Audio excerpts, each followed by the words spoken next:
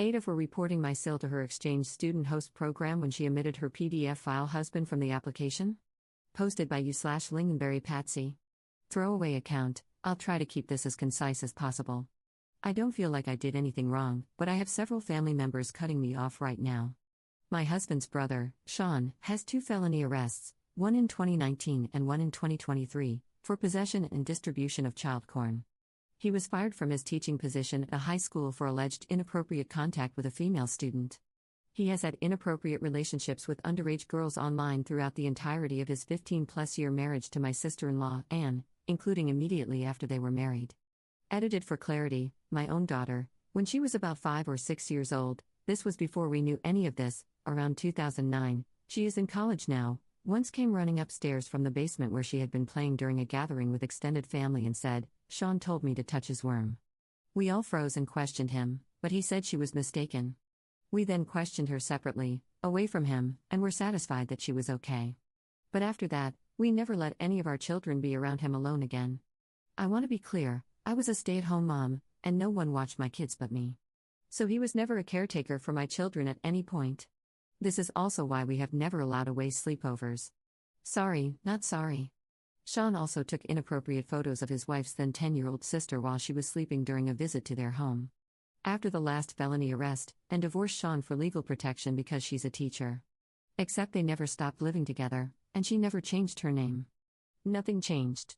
He also never faced any real consequences, just financial ones.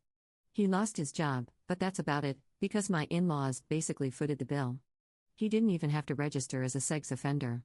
Okay, so here is where people are mad at me, and I ask, am I the jerk here? And posted in our local moms group and on her Facebook wall that she is hosting a foreign exchange student for the summer and asked if anyone else would be interested. My head about exploded. My family hosted the year before last. You need to have a kid near the same age as the student and be able to pass a background check. I knew Sean could never pass one.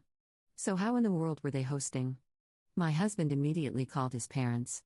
They happened to have both Sean and Anne's 2 kids there, who knew nothing about the exchange student and were stunned to hear about it. They had no knowledge of any plans for Sean to stay elsewhere during the summer. I asked the local coordinator from the exchange program to contact me. She told me that Anne had only listed herself as the adult on the application. Having been through the process before, I knew you have to include all adults 18 plus in the household. I told her that, unfortunately, Sean could never pass a background check due to his felony arrests for child porn and that he lives there full-time. The coordinator was absolutely horrified and thanked me for letting her know. Today, and texted my husband, absolutely freaking out. She accused us of breaking her daughter's heart over losing the exchange student, whom she hadn't even known about yesterday, accused me of hating Sean, being unchristian, hateful, and petty. I have lots of screenshots. Along the way, I also found out that Anne is absolutely convinced that only immediate family know about Sean's arrests, as if public records don't exist and people forgot our last name and the high school incident never happened. And my mother-in-law, Sean's mother, is disappointed that I didn't go to Anne first before going straight to the exchange student coordinator. I was also contacted by Anne's mother and soundly threatened to not mess with her family. I have now blocked them all across all socials. /relevant comments. Additional info from Op. I also forgot to mention, I'm a mandated reporter. Commenter. Honestly, your sister-in-law is likely one too, as a teacher. She doesn't need her job if her judgment is this poor. Op's response. She is also a mandated reporter. I've been saying this for days since this all started going down. Commenter 2. Asking for info, Sean and Anne's minor children still live with them? Op's response. Yes, they do, boy 11, girl 14. Commenter 3. Please reach out to his parole officer. Op's response. It's so messed up he doesn't have one. He was never convicted. Twice he was caught up in the same sting. He is so dumb that the second time he was arrested, they were watching the same sites, and he used the same logins with the same passwords. Anyway, all the county wanted was money for the huge fines. They let them all go. He spent like a week in jail, that's it. Op on law enforcement's awareness. The cops know he lives with his minor kids. The last time he was arrested, they told him they would be watching him even more closely. Hell, they arrested him a day in front of them. Op on Anne's relationship with the program owner. So, I'll elaborate a little here. Anne is personal friends with the owner of this company. She has been waiting years to finally host. She is more than furious with me because she is humiliated that I outed her. The truth is that she had zero intention of putting Sean on the application because her friend was the owner and assumed it wouldn't be looked at twice. Because, trust. Why didn't the op call the police after he asked her daughter to touch him? So this was in 2009 or thereabouts. Before any suspicious behavior had come to light. And knew about stuff but hadn't told anyone. And as far as we knew, she turned around and ran upstairs, nothing happened. And he acted completely dumb. Had we known about the other stuff, we would have had context. All I'll say now is hindsight is 20/20, and parenting is not for the weak. Update 2 days later. Late last night, my daughter, the one mentioned in this story, who is now an adult in a college student home on summer break, came home after spending several hours with her grandparents. They had a very long and thorough talk about the situation. They believe I instigated it but don't actually blame me. They say it will have serious and far-reaching effects within the family, and to that I say, these are natural consequences. And had no business applying to the program. And of course, if Sean had been a decent human being, none of this would even be a conversation. I told our daughter all the specific things she didn't know that Sean did. She had known for a long time he was a PDF file, she had that knowledge to keep herself safe. She has no recollection of the worm incident, but she told us something that upset us.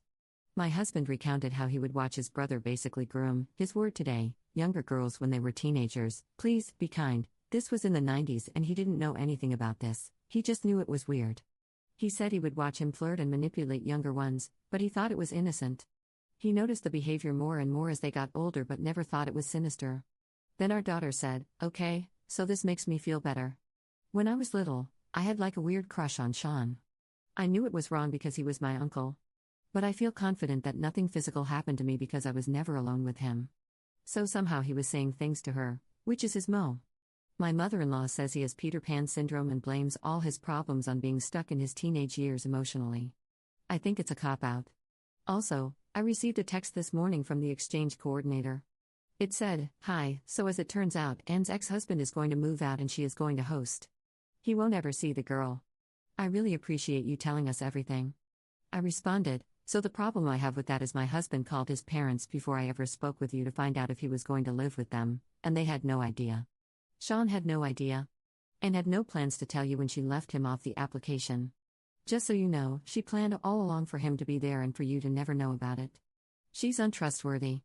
She tried to get him to be a chaperone on one of these exchange trips after his first arrest. You should also do a home visit. The house is a shambles and not fit for an extra person. I'll leave it at that. If they decide to let her host after all this, I don't know what, they are putting themselves in crazy liability." Second update 6 hours later. I got in touch with their corporate office and said it was egregious that, despite the information I had provided, they would still be allowed to host, and that Anne had admitted to me in writing that she had omitted him from the application and had not included any references who knew about his arrests. She said that to me plainly when accusing me of being the one to rat her out.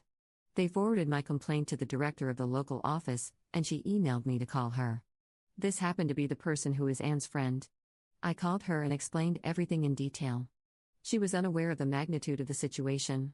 I said, "Please let me share with you the arrest reports." I forwarded them to her, "so you understand what you are dealing with." I said I know you are friends, and she cut me off and immediately began to distance herself from Anne, saying that they had worked together in the past. I explained my position as a mandated reporter, my obligation to protect any incoming minor, and of course, my own children. And that I was 1000% certain Anne had zero intention of moving Sean out of the house before any student arrived. Despite any intentions, the optics are terrible. She agreed completely and said that the liability was too great and they would be taking them off the hosting list. I also told her about Anne's mother threatening me over this, and she was sympathetic and offered to deny them based on the home visit rather than any background check or living situation. I told her that Anne already hates me, so it matters little what reason she gives them for the denial. Top/relevant comments. Commenter. What the hell is Anne thinking? Why is she so keen on hosting? Like, is the exchange student a present for Sean or what? Commenter 2. I'm getting procurer vibes from Anne. This feels like more than willful blindness, as bad as that might be. Commenter 3. So, what is everybody drinking after reading this? I'm thinking turpentine.